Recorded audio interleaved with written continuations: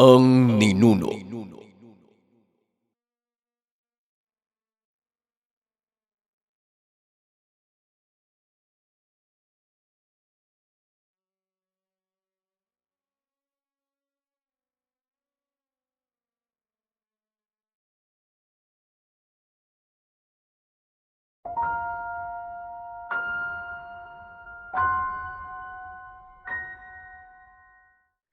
Hindi ko lang alam noon na si nanay pala ay may nakakaengkwentrong mambabarang.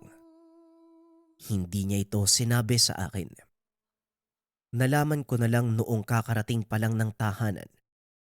Narinig ko si nanay na biglang sumisigaw. Naroon sa kwarto na tila may kaaway. Dahil sa gulat tinawag ko si Nanay Josa. Tinanong kung ano bang nangyayari pero hindi siya tumutugon. Sinubukan kong buksan ang pintuan kaso nga lang nakakandado. Patuloy lang din ako sa pagkatok. Nay! Nay! Ano bang ginagawa niyo dyan? Buksan niyo po yung pintuan, Nay!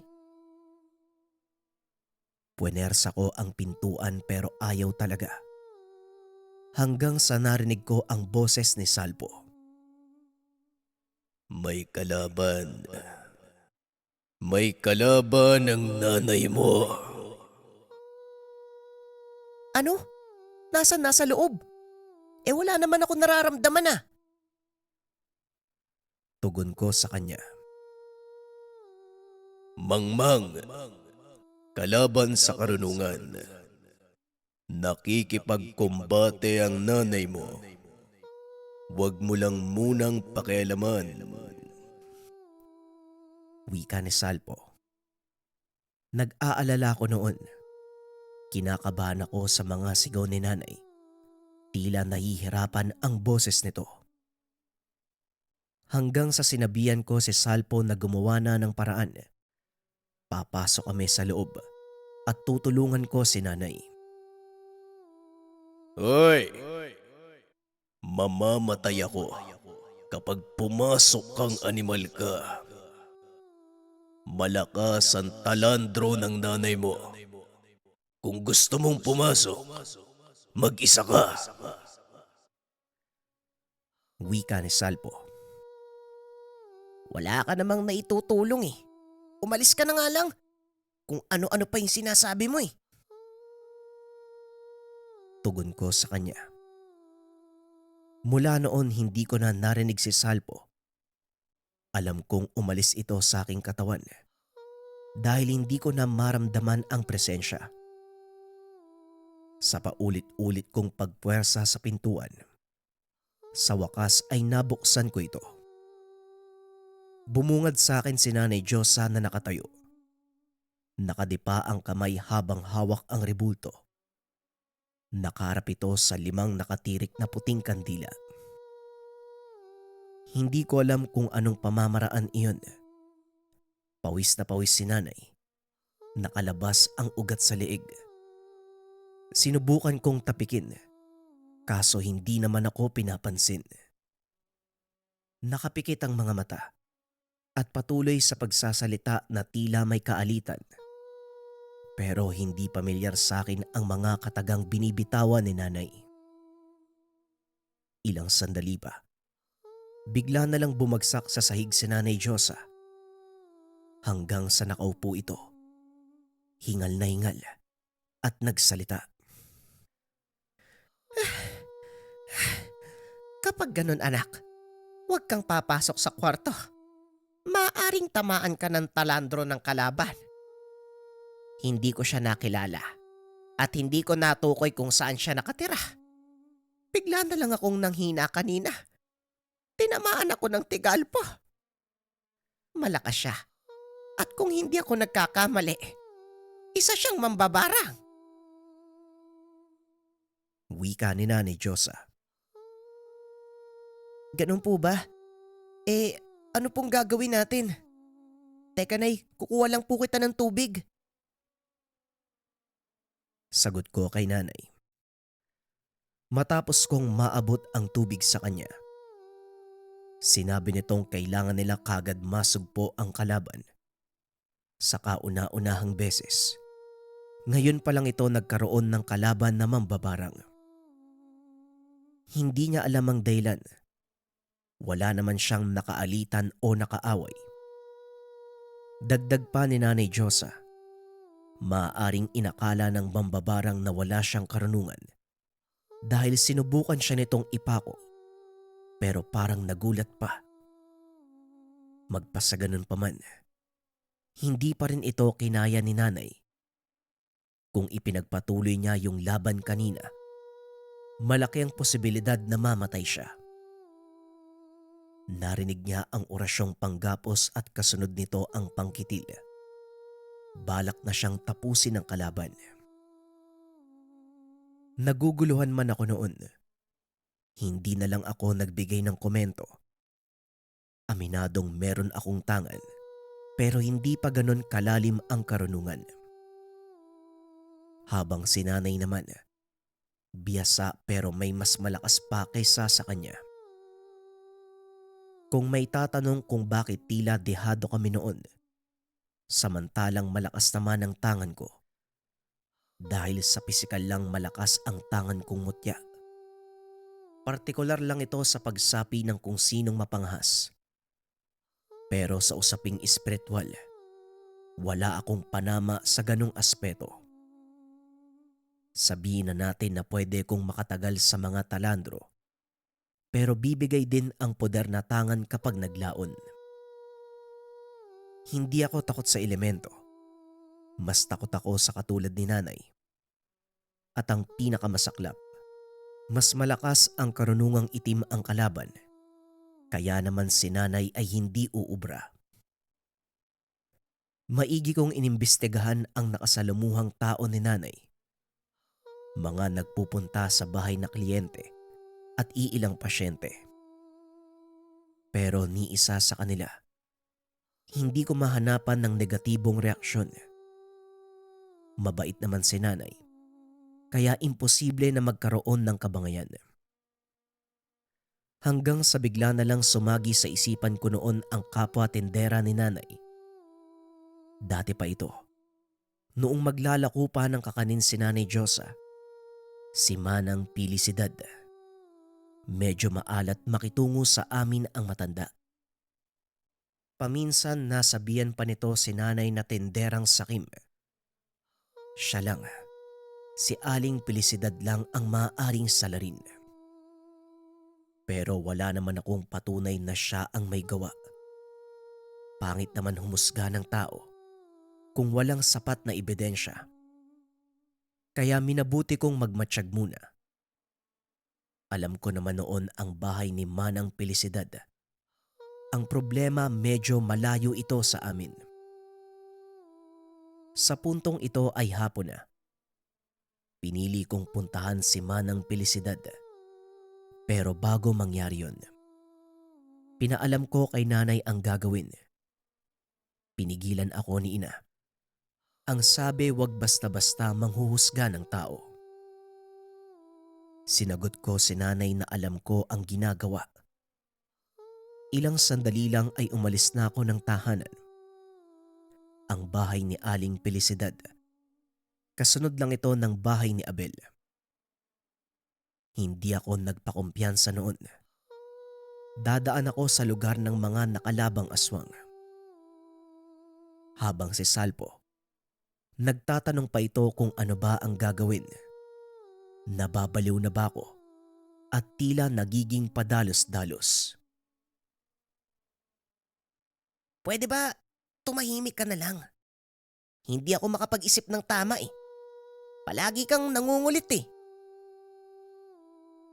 Wika ko sa gabay. Pero hindi pa rin tumatahimik si Salpo. Hanggang sa napadaan kami sa lugar nila Abel. Sinabihan niya kong sumaglit muna kami roon at pumatay ng isang aswang dahil nais niya munang kumain. Etong kamao ko, gusto mo? Kapag hindi sila banta, hindi natin sila kailangang tugisin. Wala kang makakain, ako naman oh. Gusto mo ba akong maging kriminal? Eh naku, tumahimik ka nga dyan, nakakainis ka talaga eh. Wika ko sa kanya. Madalas galit ako kay Salpo. Pero may mga pagkakataon na napagsasabihan niya rin ako. Malalim na ang gabi nang makarating ako sa lugar.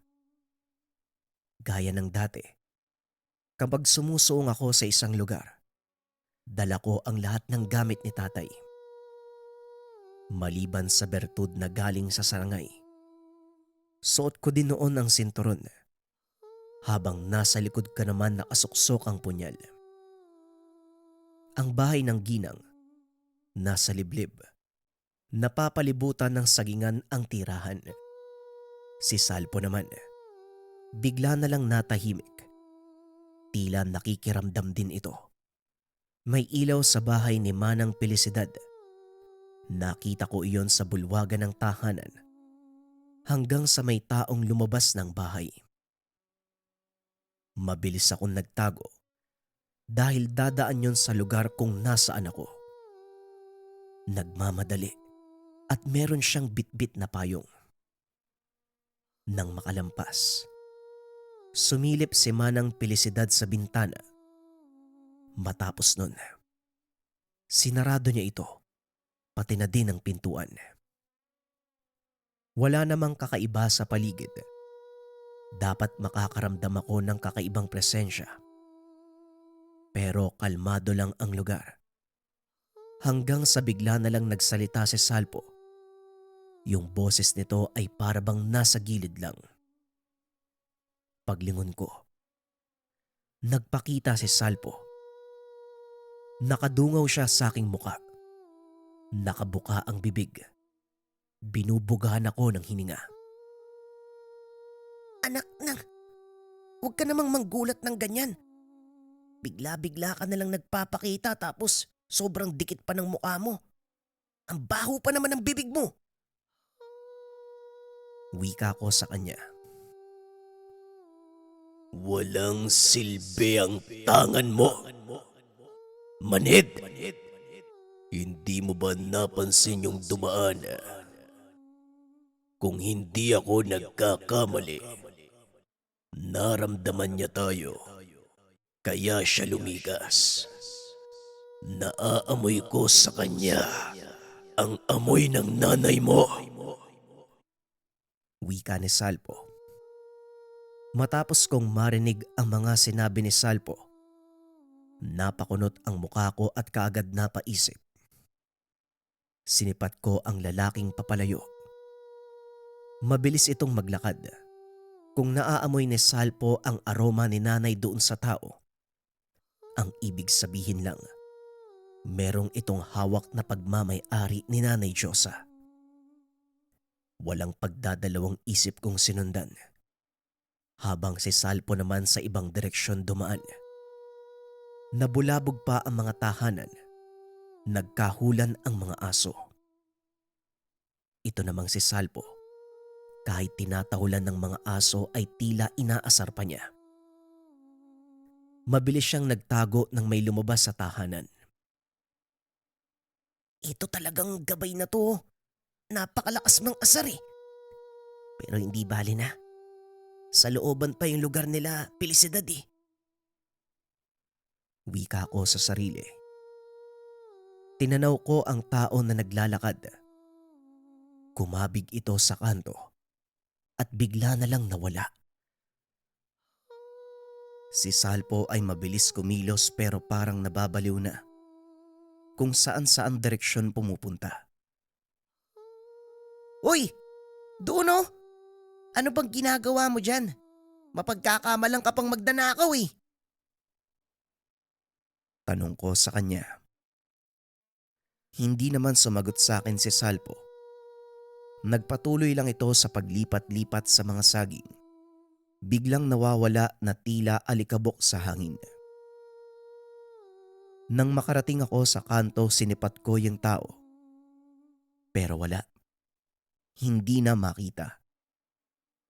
Ang ipinagtataka ko noon, dapat maramdaman ko ito. Maging yung kanina nang dumaan siya sa harapan, Hindi ko ito nararamdaman. Doon pa lang ako nakabalik sa ulirat. Nang lumabas at magsalita si Salpo, may kakaiba nga sa taong iyon. Madilim ang lugar, kaya limitado lang sa aking paningin. Si Salpo lang ang inaasahan ko ng mga oras na yon. Malakas ang pang-amoy nito. Kahit mukhang batang palaboy sa ibang direksyon, malaki ang tiwala ko sa kanya.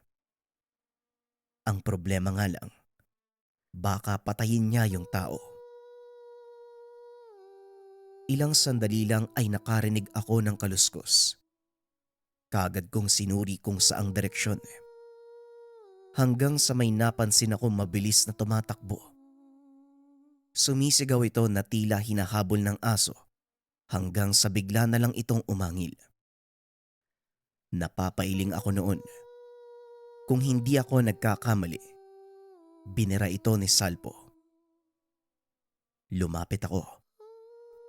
Hindi magkamayaw ang lalaki. Nabitawan nito ang bayong na dalawa. Nakita kong nagkalat ang mga kagamitan ng isang mangkukulam. Higit pa sa kumpirmado ang natunghayan. Umatras yung tao. Patuloy namang kinukulit ni Salpo. Nararamdaman ko ang tigal po niya. Malakas pero walang panama kay Salpo. Hanggang sa natumba. Kaya naman mabilis ko itong nilapitan. Binunot ko ang punyal at inilapat sa kanyang leeg. "Huwag kang gagalaw. Mamamatay ka." "Hoy, ano ba Salpo? Itigil mo nga yan. Ayos na eh. Parang balak mo pang patayin eh." Wika ko kay Salpo. Hayaan mo na ako, Ray. Para makakain ako ng tao. Huwag mo na akong pigilan. Gutom na ako. Tugon ni Salpo. Kung pitikin ko yung mukha mo, kumalma ka nga. Hoy, anong motibo mo? At bakit mo kinulam si nanay? Tanong ko doon sa lalaki. Si Pisilidad. Napagutusan lang ako eh. Teka, anong klaseng tao ka ba? Anak ka ng kinulam ko? Tanong ng lalaki. Paulit-ulit ka. Bingi ka ba? Sabi ko nanay ko yung kinulam mo. Nagkamali ka ng binangga eh. Bibigyan kita ng huling babala. Itigil mo ang pangingialam sa amin. Dahil kung hindi, papatayin kita. Nananahimik kami. Psst! Uy! Salpo, wag mo nang takutin. Ang kulit nito eh. Wika ko doon sa dalawa. Ay, nako. Kung itaboy mo ko, para akong aso. Buhay nga naman ang impakto. Nakakainis. Tugon ni Salpo at bigla itong naglaho. Naglalaway pa ang animal. Gustong-gustong lapangin yung tao. Siguro kung hinayaan ko lang, siguradong patay na ang mangkukulam. Nalaman ko ang pangalan ng mangkukulam. Si Butoy.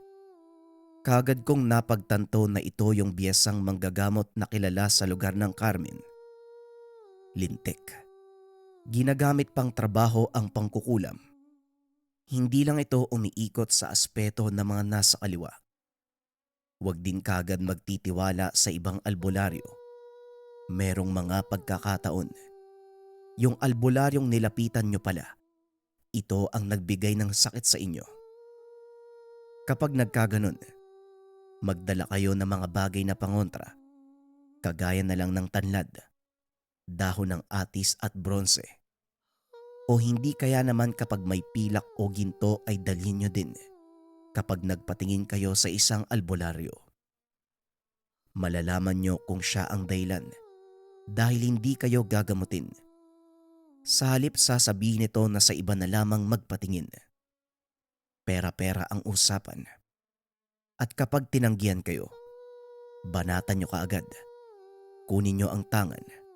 Magdala kayo ng sangkaterbang tao para puksain ang pekeng albularyo. Lahat kasi ng albularyo sa oras na magpatingin kayo sa kanila, papaunlakan kayo nito. Susubukan kayong gamutin at oobserbahan. Pero kung unang bungad pa lang ay tumanggi na, iba na ang ibig sabihin.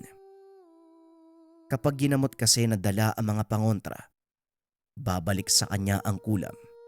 Siya ang maaapektuhan ng kasamaang ginawa. Balik tayo sa kwento. Pinakawalan ko siya. Pero hindi ko pinayagang kunin niya ang mga gamit na nagkalat. Bagkus ako ang kukuha nito at balak kong sunugin. Hindi naman na nagsalita pa si Butoy at mabilis nang umalis. Habang ako, pinili kong puntahan ang bahay ni Felicidad. At nang makarating sa lugar, sinambit ko ang pangalan ng matanda. Sumilip pa ito sa bintana na wari ba napaka-inosente ng muka. Mabait, ngumiti pa, pero nakasimangot ako. Ayos lang naman ako, Manang Felicidad. Magandang gabi pero wag niyo nga akong pinagmumukhang hangal. Ano bang problema mo? Bakit mo pinakulam ang nanay ko? Wala naman siyang nagawang kasalanan sa'yo Para bang nagulat ang matanda. Magaling siyang umarte. Hindi niya alam na natuklasan ko na ang lahat. Si Butoy ba? Manang, alam niyo po ba? Minsan ang itsura ng isang tao, sumasalamin din sa totoong ugali nito. Kung gaano kapangit ang itsura niyo, yun din yung ugali mo. Pinanindigan niyo talaga yun Kung may problema ka, kausapin mo kami. Huwag yung dinadaan mo sa dahas. Binalaan na kita, Manang Baka mas umikli pa yung buhay mo kapag nagpatuloy ka sa napakapangit mong ugali at napakapangit mong gawi. Tumalikod ako kagad noon. Sinambit pa ako ng ginang, pero hindi ko na siya pinansin pa. Sapat na ito. Hindi na kailangan magpaligoy-ligoy.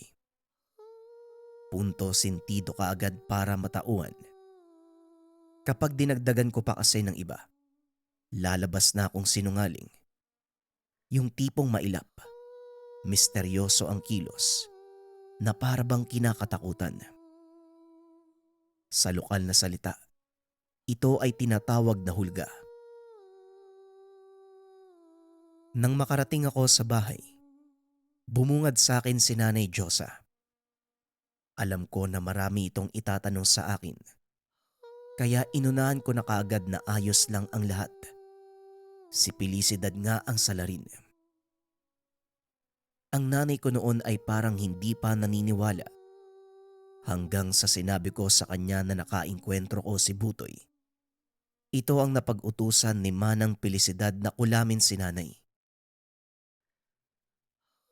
Ano ka mo? Si Butoy.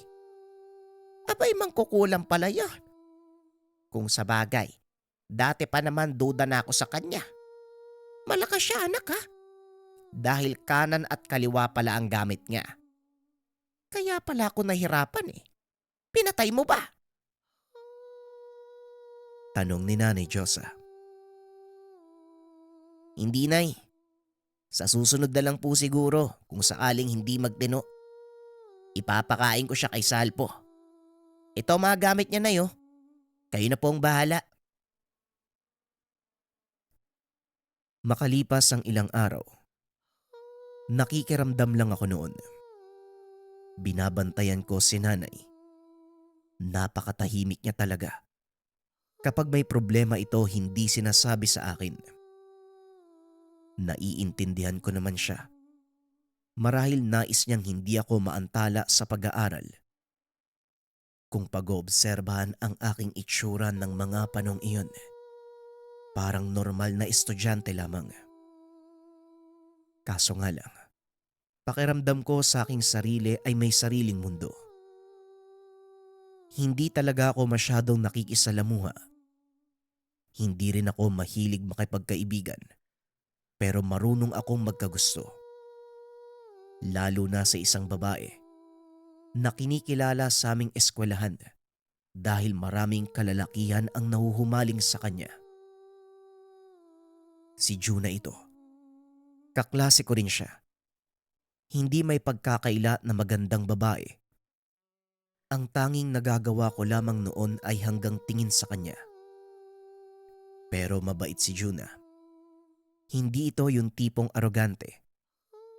Mapagkumbaba. Alam ko ang kalidad ng buhay na meron sila. Katulad din ng isang hamak na residente sa lugar.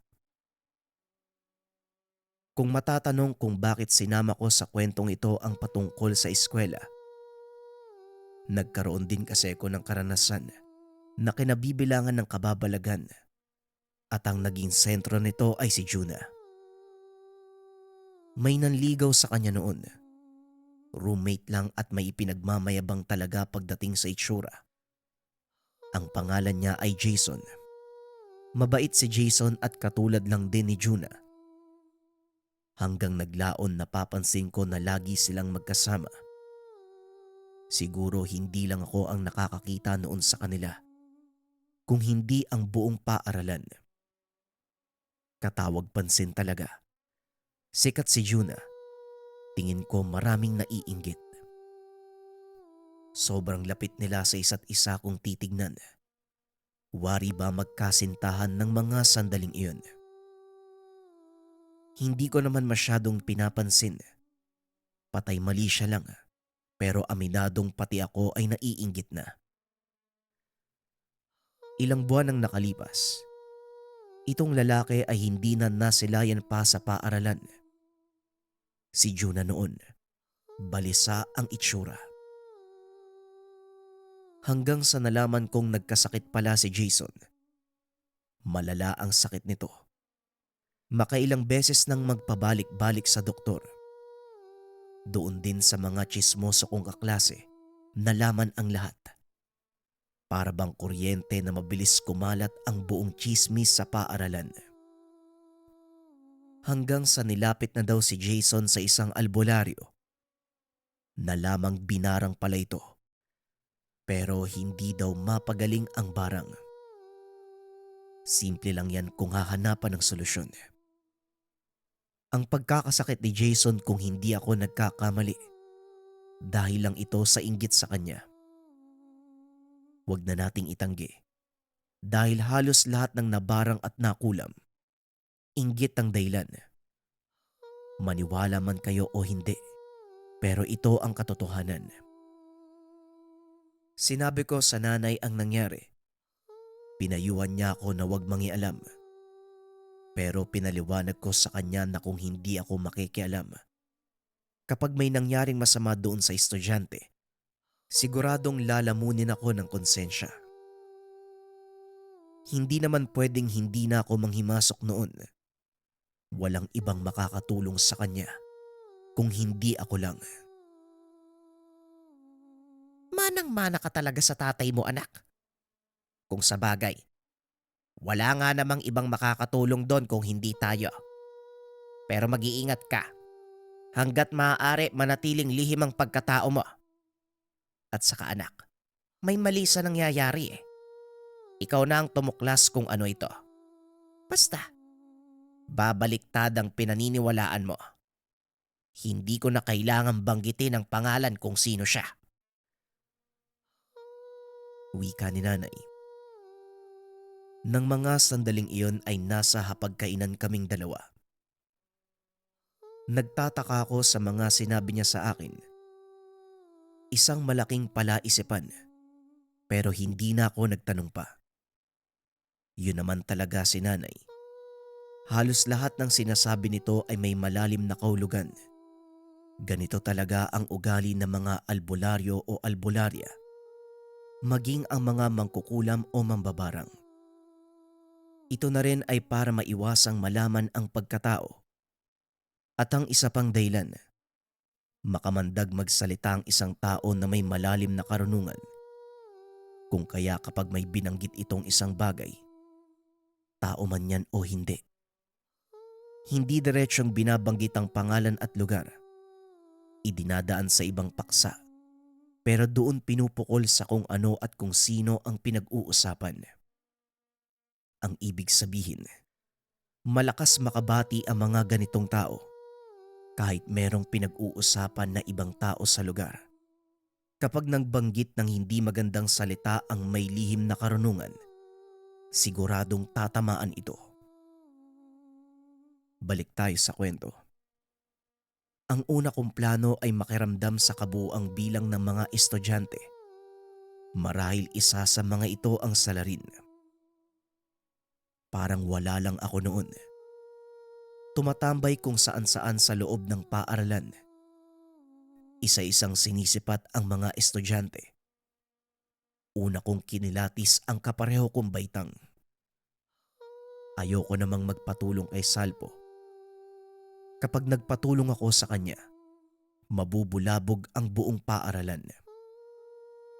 Maraha si Salpo. Sa katunayan alam niya ang pinaplano ko noon at kinukulit na naman ako. Para daw maging madali ay tutulong siya. Pero dagdag problema nga lang kung magkaganon. Mabuti sana kung nasa liblib na lugar. Naroon kami sa loob ng paaralan at maraming tao. Magkakagulo sa buong lugar kapag nakita ang gabay. 2 araw akong nagmasid noon. Pero wala naman akong nakikitang may kahina-hinalang kinikilos. Kaya naman pinili kong kausapin si Juna. Kinapalan ko ang muka. Nasabi ko naman sa inyo na hindi talaga ako nakikisalamuha sa mga kaklase. Hindi ako sanay. Ano pa kaya ang kumausap ng isang babaeng maganda? Juna, mawalang galang na sa'yo ha. May ginagawa ka ba? Kwan kasi, may gusto sana akong itanong. Wika ko kay Juna. Wala naman Ray, ayos lang. Sige, upo ka. Wala namang nakaupo dyan, hindi pumasok eh. Wala nang pagdadalawang isip. Binuksan ko ng diretsyo ang paksa. Kinumusta ko si Jason. Tinanong kung nagabot na ba o nalaman kung sino ang bumarang. Alam mo pala yung tungkol sa kanya? Hindi ko na alam yung sitwasyon eh. Ayoko namang puntahan sa kanila. Ayon sa narinig ko sa nanay niya, yung bumarang daw kakilala lang nila eh. Yun ay batay sa lumabas na pagtatawas ng albularyo. Teka, alam mo ba yung mga sinasabi ko? Baka kasi hindi ka naniniwala sa kababalagan eh. Wika ni Juna. Ay nako, oo naman. Alam ko yung mga ganyan no. Kaya nga ako nagtanong eh. Kasi gusto ko sanang makatulong. Nagmamalasakit lang. Wala ba siyang nakaalitan? Teka, parang masyado na ako nakikialam no? Sagot ko kay Juna. Uy, ano ka ba? Ayos lang. Wala naman siyang nakaalitan. Teka, si kuya. Oo, si kuya yung nakaalitan niya. Ayaw pa kasi ni kuya na magkaroon ako ng nobyo eh. Yung nanay ko ayaw din. Nagkasagutan sila sa bahay pero hindi naman ganun kalala. Paliwanag ni Juna. Tumatango lang ako ng mga sandaling iyon. Tinitignan ko siya sa mata. Bigla na lamang itong yumuyuko na para bang may tinatago. Nagkaroon ako ng kutob. Baka nanay o kapatid ni Juna ang bumarang. Pero nag-aagaw sa aking isipan dahil mabait si Juna. Magpasa ganun pa man, may pangunahing sospetsa na ako. Matapos ang pag-uusap namin noon, dumating na ang aming guro. Panay sipat ako kay Juna. Napapansin kong sumisilip siya ng tingin sa akin at kagad ibinabaling sa ibang direksyon. Buong araw kong inobserbahan si Juna. Talagang merong kakaiba sa kanya. Pagsapit ng uwian ay sinundan ko siya. Sinabayan ko ang mga kaklase na patungo sa lugar nila. Kahit hindi ako masyadong nakikihalubilo, tiniis ko ito para maresolba ang problema. Mabuti naman at hindi na malaya ni Juna hanggang sa makarating sa bandang kanila. Looban ang bahay nila Juna. Liko ang daan patungo sa ilog. Hindi naman masukal. May ilang kabayan doon na kagaya sa lugar nila Manang Pelisidad. Takip silim na noon. Pinasok ko ang lugar. Ang dala ko lang ang 2 tangan mula sa sarangay. Siyempre naroon din ang panghabang buhay ko na katuwang. Ang gabay ko na walang ibang ginawa. Kung hindi udyukan ako na gumawa ng masama.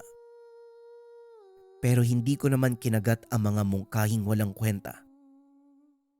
Hindi ko lang alam noon na nasa labas na pala siya. Paglingon ko sa kakahuyan, naroon na ang impakto.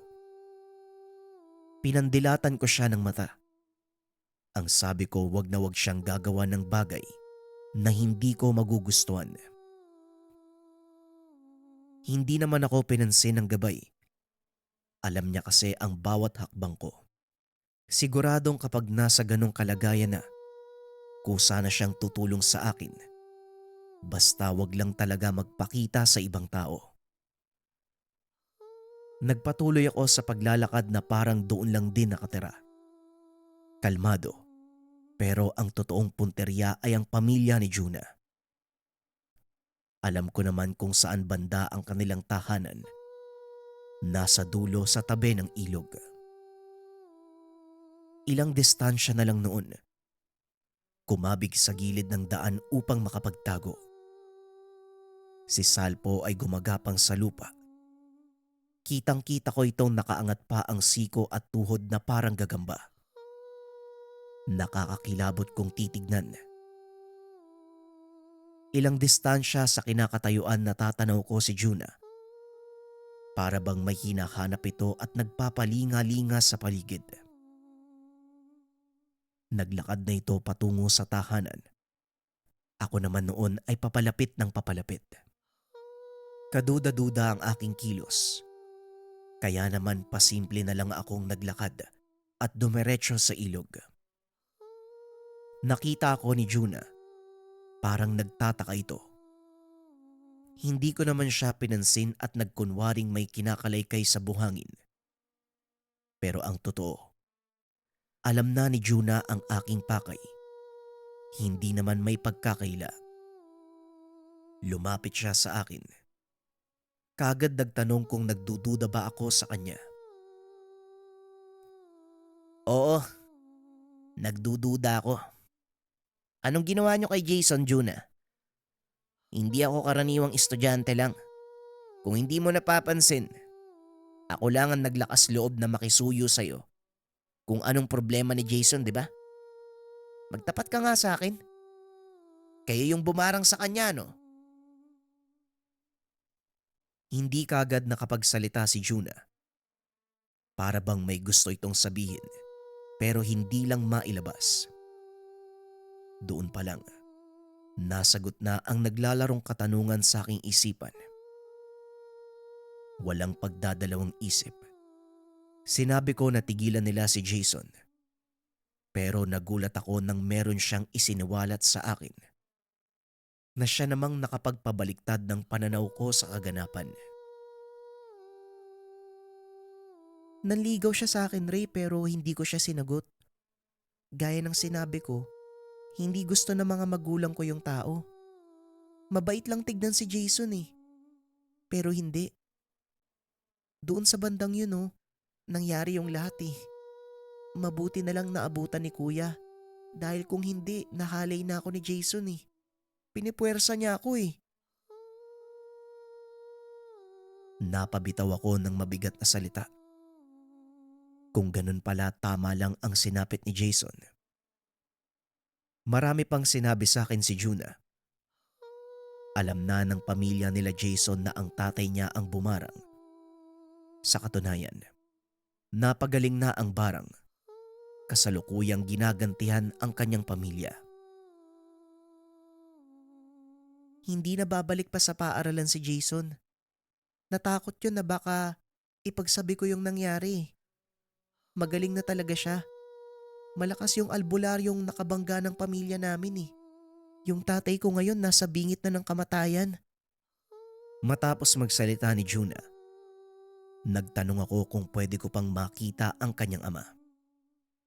Para maging malinaw sa akin ang lahat. Teka nga, ano bang meron sa'yo? At saka ang lakas ng loob mong manghimasok ah. Hindi ka ba natatakot na madamay ka?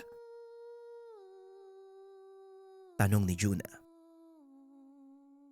Yung nanay ko kasi isang biyasa, habang yung tatay ko naman bantugan. Siyempre, hindi naman pwede na wala akong karunungan, di ba? Ano, may tatanong ka pa? Tumangulang ang dalaga. Nagmungkahing sumunod ako sa kanya. Nagpunta kami sa tahanan. Nakita ko pa ang nanay ni Juna na naroon sa gilid ng bahay na nagpapausok. Ang kapatid naman nito, abala sa ginagawa sa kawayanan. Para bang may nililibing ito doon. Naghukay kasi ang kapatid. Bumati ako kagad bilang respeto sa nanay ni Juna. Nagtanong pa ito kung ano ang pinunta ko sa lugar. Si Juna na ang nagpaliwanag. Pinapasok ako ng bahay. Doon ko nakita ang isang lalaki na nakaiga sa papag. Nawari ba sobrang lanta? Yung balat ay tuyong-tuyo. May kakaibang amoy na hindi kaaya-aya. Para bang nabubulok na patay na hayop. Ikaw pala yung anak ni Diyosa. Abay, alam ko na ang patungkol sa kanya. Ikaw pala yung sinasabing pumatay sa aswang na si Abel. Nagulat ako sa mga sinabi ng ginang. Hindi ko inaasahan na kilala niya ako. Hanggang sa naalala ko ang mga sinabi ni nanay. Napatulala ako sandali. Kung hindi ako nagkakamali, alam ni nanay ang sitwasyon nila Juna. Sa madaling salita, kakilala niya ang pamilya. Tama si nanay. Mababaliktad nga ang paniniwala ko dahil may maling nangyayari. Sa kabila ng lahat, tumangulang ako noon. Bagaman mambabarang ang pamilya ni Juna, nais ko pa rin silang tulungan dahil mali ang ginawa sa kanilang anak. Huwag na, iho. Amin ang problemang ito. Albularyo ang nakalaban namin. At siguradong alam mo na ang mangyayari kapag pinasok mo ito. Lalawak lang ang bangayan. At siguradong maraming manghihimasok na albularyo sa panig ng kalaban. Wika ng nanay ni Juna. Mali po. Sabihin na natin na literal na masama ang mambabarang. Pero nasa tama naman po kayo ngayon eh. Nararapat lang kay Jason yung nangyari.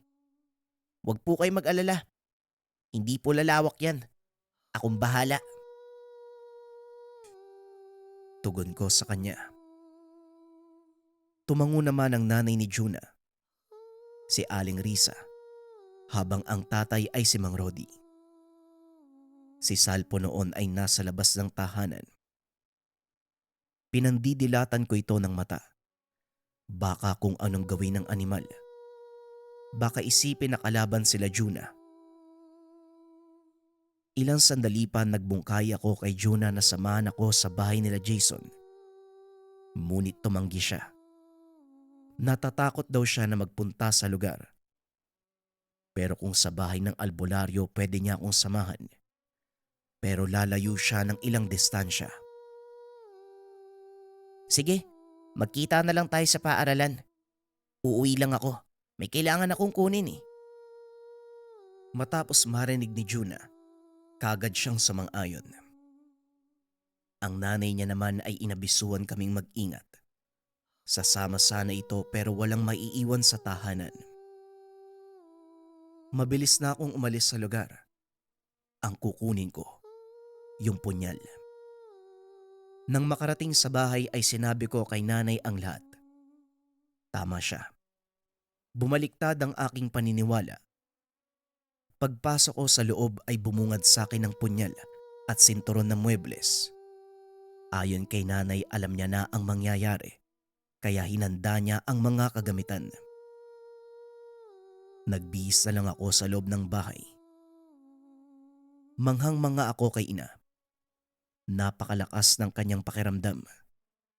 Si Salpo noon ay hindi umiimik. Alam ko na kung bakit. Nauna na ito sa paaralan. Kasama ko siya sa pag-uwi, pero bigla na lamang nawala. Siguradong nanabik ang gabay. Iniisip na makakakain siya ng karne. Medyo matagal na rin kasi siyang pinurga. Kapag merong nakabangayan na aswang, ipapaubaya ko na ito kay Salpo. Pero kapag tao, hindi. Maliban na lang kung literal na masama. Naisip ko nga noon si Jason, kaso naawa pa rin ako sa kanya. Pagkaalis ko ng tahanan, totoo ang hinala ko. Naroon na sa paaralan si Salpo, nakatambay sa madilim na bahagi ng bakod. Oh, anong nangyari sa mukha mo? Mas lalo kang pumangit ah. Wika ko kay Salpo. Ang tagal mo naman. Naiinip na ako. Pakainin mo na kasi ko eh. Basta, yung nalaman ko na masama kanina, babanatan ko kagad. Itong kamao ko maliit lang naman eh. Pero kapag tumama sa katawan mo, kukubain ka. Huwag mo nga akong pangunahan, basta makakakain ka. Ako nang bahala. Kalma ka lang. Pinapaasa mo ko. Kapag ako nainis, ako na ang hahanap. Tumutupad naman ako sa usapan. Basta yung masama lang. Ilang sandali pa ay dumating na si Juna. Napakaganda ng kanyang itsura. Muli akong nabighani sa kanya. Nagbungkahi siya na umalis na kami. Wala nang masasakyan ng ganong oras, kaya minabuti naming maglakad. Habang binabagtas ang direksyon patungo sa bahay, nagtanong ako kung papaano nalaman ni Juna ang tira ng albularyo. Ayon sa kanya, nanay niya ang nagsabi. Matapos kasing gumaling ni Jason, pinuntahan kaagad ng mga magulang niya ang bahay nila Jason. Ngunit naabutan nila ang albularyo doon. Hindi naman sila nagpakita. Nagmasid lamang sa lugar. Malalaman ng isang mambabarang kapag napagaling na ang biktima gamit ang proseso na tinatawag na pambuta. Sinundan ng mga magulang ni Juna ang albularyo. Nalaman nila ang bahay. Pero sa pagkakataong yun, bigla na lamang may nangyari kay Mang Rudy. Dumaing at parang may masakit umano sa dibdib. Kaya naman umuwi sila kagad. Nalaman nilang ibinalik ng albularyo ang barang na ginamit kay Jason. Ang problema nga lang, hindi na yun magtatagal pa. Maliban na lang kapag ang albularyo mismo ang nagtanggal. Pero hindi madaling mangyari. Dahil nga may namamagitan sa kanila kontra sa albularyo. Ang sabi ko naman ay kakausapin ko lang. Pero ayon kay Juna, kung papayag ito, imposibleng makipag-usap daw ang albularyo. 2 oras ng paglalakad bago pa nagmungkahi si Juna na nakarating na kami doon sa lugar. Parang kasing layo ni Manang Felicidad. Pero ang lugar na pinuntahan namin, masyadong liblib. Gubat na. Napapansin ko kay Juna na hindi napapanata. Nang masilayan namin ang isang bahay sa unahan, tinuro ito ni Juna. Kinabahan ako ng mga sandaling iyon. Naramdaman ko na aswang ang nasa lugar. At kung hindi ako nagkakamali, nagmumula doon sa direksyon ang presensya. Hindi ko naman sinabi kay Juna, basta umabante lang ako ng lakad noon. Kasabay ng pagsabi sa kanya na antayin lang ako. Sa isang sipol, lumabas na si Salpo at para itong asong kumakaripas ng takbo. Nawari ba naglalaro sa kakawyan? Si Juna ay biglang sumimangot. Kung hindi ako nagkakamali, nakita niya si Salpo. Nang makarating ako sa bahay, may 2 tao sa labas. Nag-iinuman ang mga ito. Pasimple akong dumaan. Bumati sila sa akin.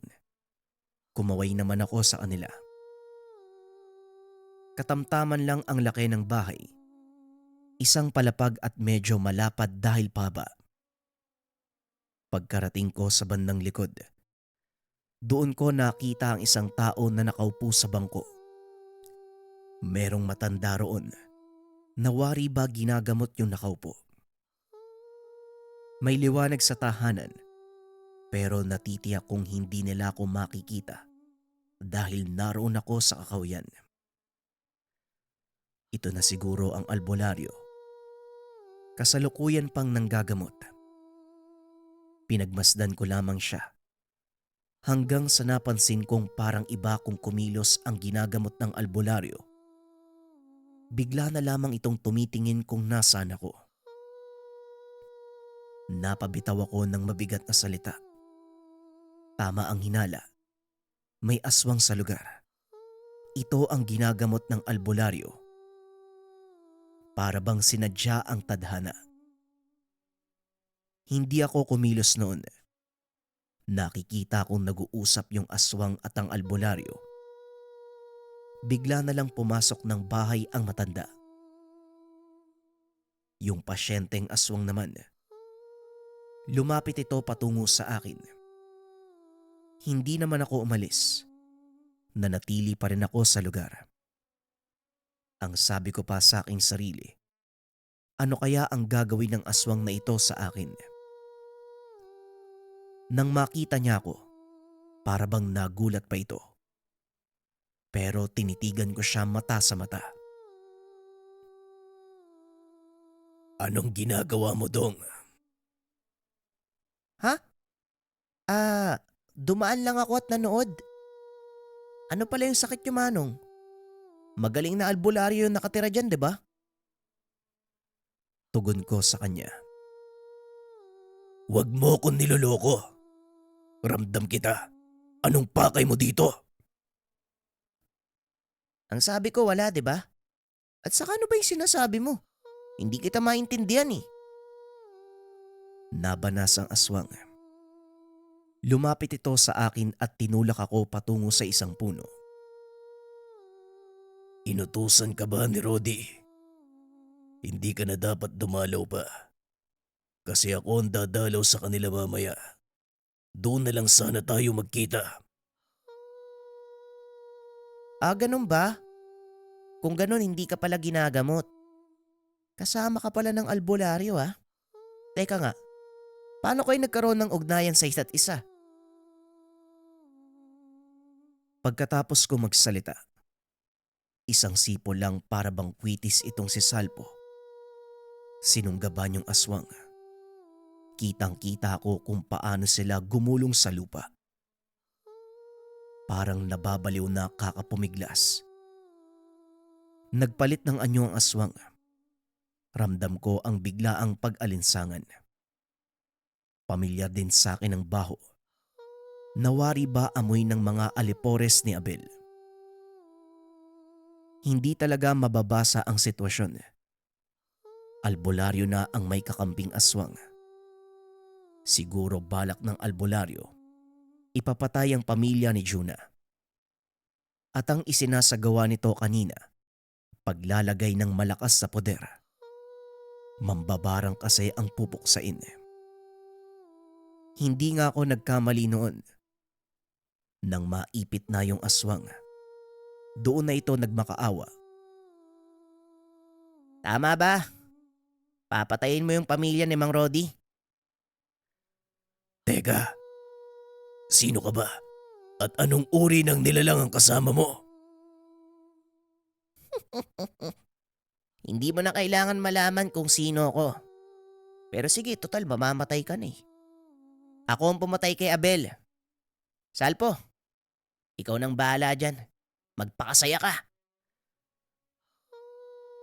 Tanging daing lang ang narinig ko noon. Matapos tumalikod at naglakad patungo sa bahay ng albularyo, Ernesto ang pangalan. Walang takot kong sinambit ang pangalang Ernesto.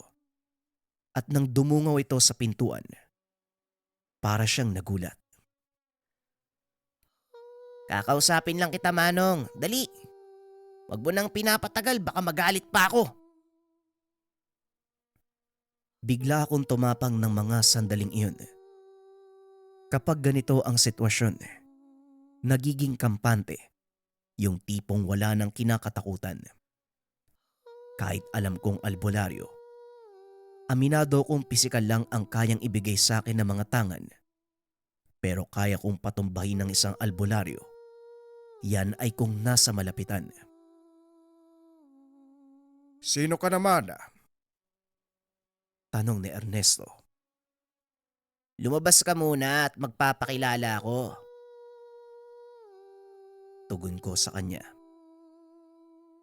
Lumabas ng bahay ang matanda at lumapit sa akin. Doon ko sinabi sa kanya, patay na ang alalay niyang aswang. Mangyayari din ito sa kanya kapag hindi nakinig sa akin. Teka, ano bang gusto mong gawin ko? Parang hindi mo naman alam yung pinunta ko dito. Huwag mo sabihing bulag ako ha. Nakita ko yung reaksyon mo kanina habang kausap ang aswang. Sumama ka sa akin. Makikipagkasundo ko lang naman sa nakabangayan mo na mambabarang. Hoy, kilala mo ba yung taong tinulungan mo? Alam mo ba ang dahilan kung bakit siya binarang? Tanong ko kay Ernesto. Hindi. Basta ginamot ko lang yun eh. Yun lang naman ang trabaho ko. At maliban pa dyan, gusto ko ding hindi na makaganti pa yung bumarang. Kaya naganap ako ng aswang na papatay sa kanya. Tugon ni Ernesto.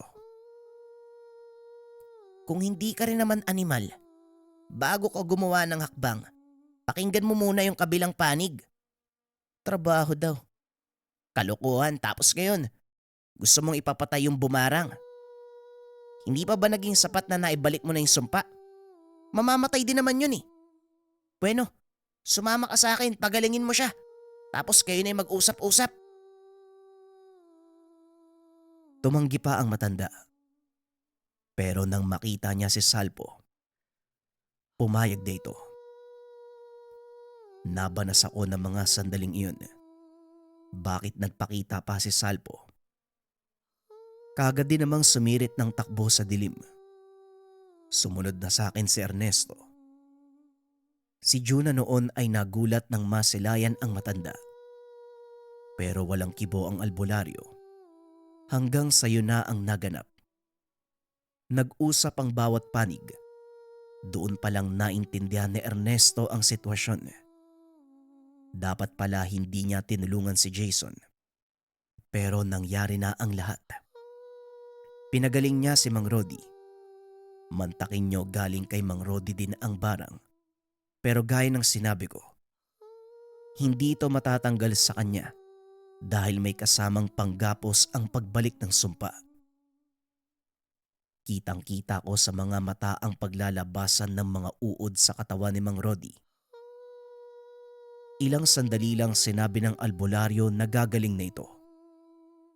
Mabuti daw at nakayanan pa ang sumpa.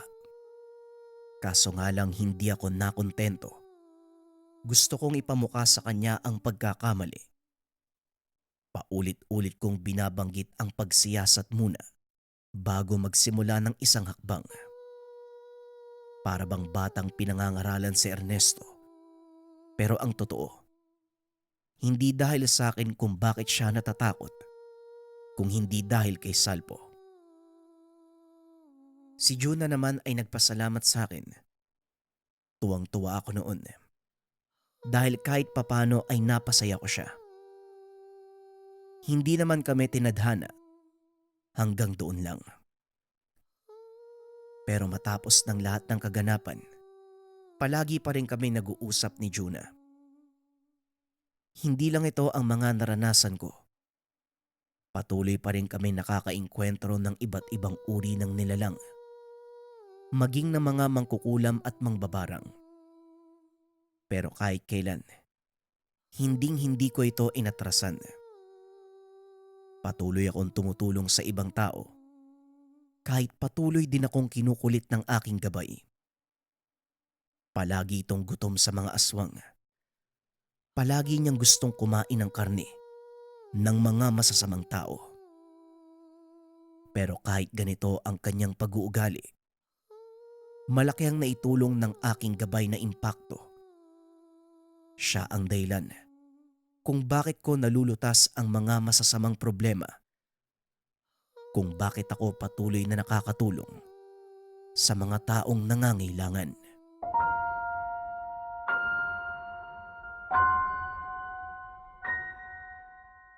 Mga kabayan, nandito na yung stocks natin ng gabay, medalyon at habak. Pinakahinihintay ng lahat para sa mga gustong humabol. Pwedeng mag-message sa FB or mag-check out kayo sa Shopee. Nakalagay na doon yung ating mga merchandise. Habol kayo mga kabayan kasi bukas sa bukas ipapadala na namin to kaagad sa inyo. Maraming salamat. Ang ninuno.